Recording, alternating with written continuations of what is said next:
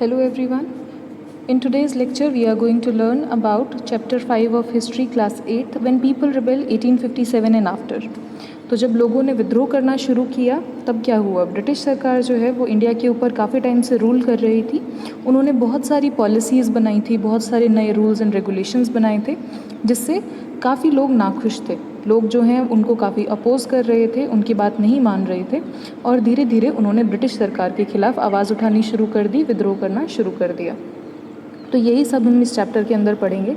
सबसे पहला है हमारा नवाब्स लूज़ देयर पावर, कि जो नवाब्स हैं, इतने बड़े ऑफिशियल्स हैं, उन्होंने अपनी पावर को कैसे लूज़ किया। So since the mid 18th century nawabs and rajas had seen their power erode. तो 1750s, मिड 18th सेंचुरी का मतलब है 1750s के आसपास जो राजा और नवाब्स थे, बड़े बड़े जो ये लोग थे जिनके पास काफ़ी ज़्यादा पावर थी, इनकी पावर धीरे धीरे ख़त्म होनी शुरू हो गई, इनकी पावर डिक्रीज़ होती गई। जितना इनका अथॉरिटी और ऑनर था, जो इनको प्रेज़ मिलती थी, लोग इनकी बात मानते थे या फिर जो ब्रिटिश सरकार है इनकी इज़्ज़त करती थी, उसमें काफ़ी कमी आ गई थी। हर एक जो राजा था, जो ब्रिटिश सरकार के साथ अलायंस जिन्होंने कर ली थी, अलायंस का मतलब होता है संधि करना, एक तरीके से उनकी बात मान लेना, उनसे फ्रेंडशिप कर लेना। तो जितने भी राजा थे जिन्होंने ब्रिटिश सरकार के साथ अलायंस की थी, उनके कोर्ट के अंदर एक रेजिडेंट को रखा गया था। सो रेजिडेंट कौन होते हैं? रेजिडेंट वो व्यक्ति होते हैं जो ब्रिटिश सरकार अपॉइंट करती है और वो आपके कोर्ट के अंदर रहते हैं। तो जितने भी फैसले अब राजा लेगा तो उसको उस रेजिडेंट की भी बात माननी पड़ेगी। अगर रेजिडेंट ने उस फैसले को अपोज़ कर दिया तो राजा वो फैसला लागू नहीं कर सकता। तो ये सारी चीज़ें यहाँ पे चल रही थी। तो राजा की जो पावर है, जो नवाब्स की पावर है, वो काफ़ी हद तक कम हो गई थी। जो काफ़ी सारी रूलिंग फैमिलीज़ थी, उन्होंने नेगोशिएट करने की, बातचीत करने की ट्राई की थी ब्रिटिश सरकार के ख़िलाफ़ कि वो हमारी उनकी बात मान ले। तो ऐसे ही रानी लक्ष्मीबाई जो थी झांसी की, उन्होंने भी बात करनी चाहिए थी। तो उनकी क्या दिक्कत थी? रानी लक्ष्मीबाई के पति की डेथ हो गई थी और उन्होंने एक बेटे को गोद लिया था।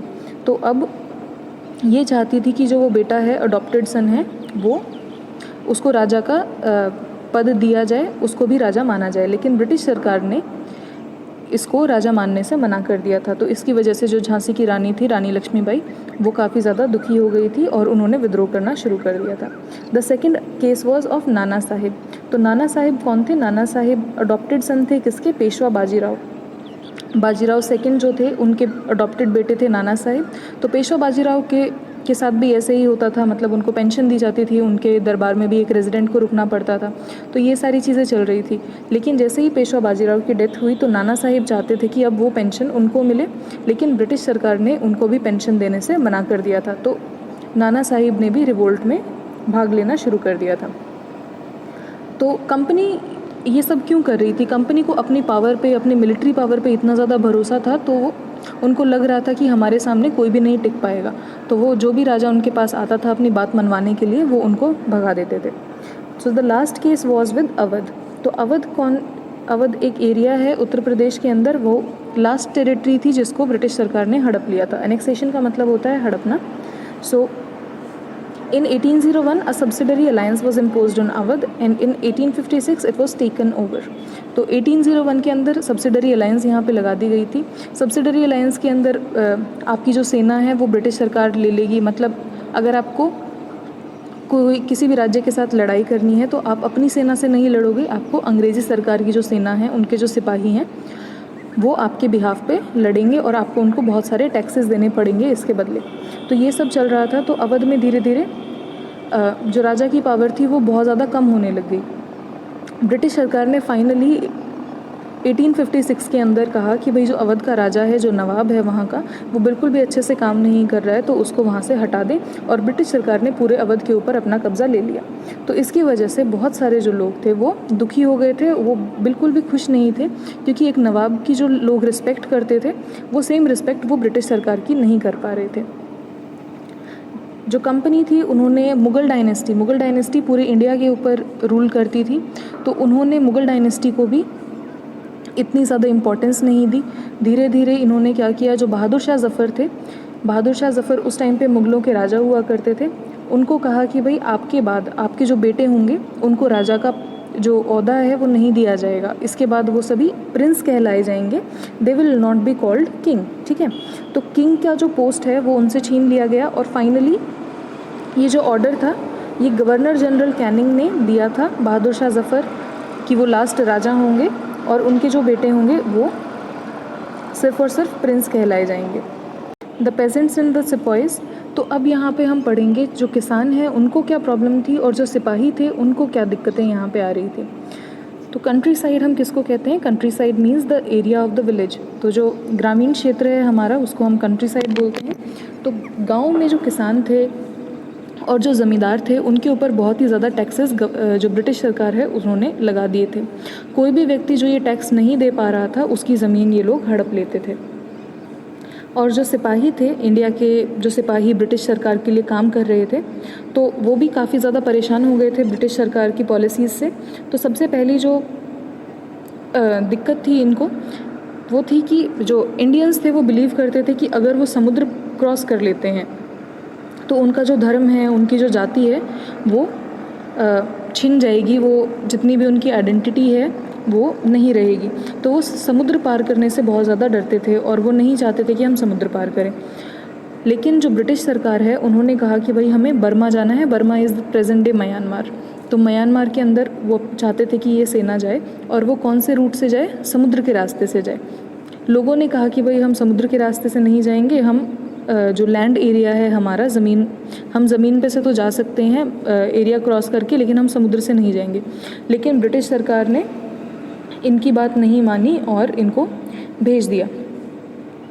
तो 1856 के अंदर इन्होंने फिर एक कॉन्ट्रैक्ट बनाया कि जितने भी नए एम्प्लॉयज़, नए सिपाही जो ब्रिटिश सरकार के लिए काम करने के लिए आएंगे उनको कंपलसरी होगा, मतलब अगर ब्रिटिश सरकार ने उनको कहा है कि आपको समुद्र के रास्ते कहीं पे भी जाना है तो आप उनको मना नहीं कर सकते। उन्होंने अपने कॉन्ट्रैक्ट में ही ये चीज़ लिख दी।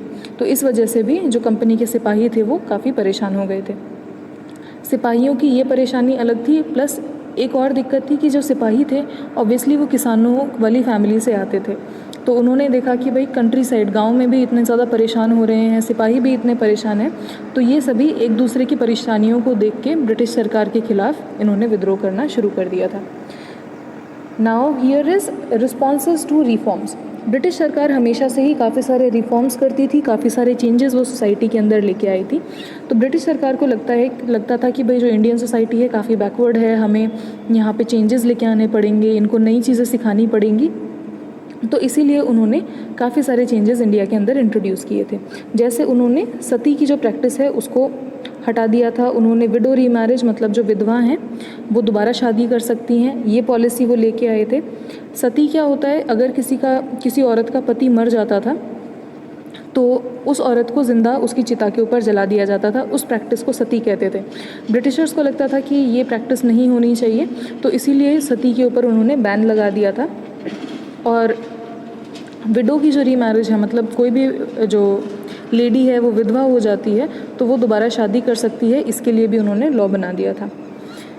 फाइनली आफ्टर 1830 कंपनी ने अलाउ कर दिया था जो क्रिश्चियन मिशनरी हैं वो फ्रीली इंडिया के अंदर काम कर सकती हैं, वो अपना धर्म, जो क्रिश्चियनिटी था उनका धर्म, उसको फैला सकती हैं, उसके लिए काम कर सकती हैं।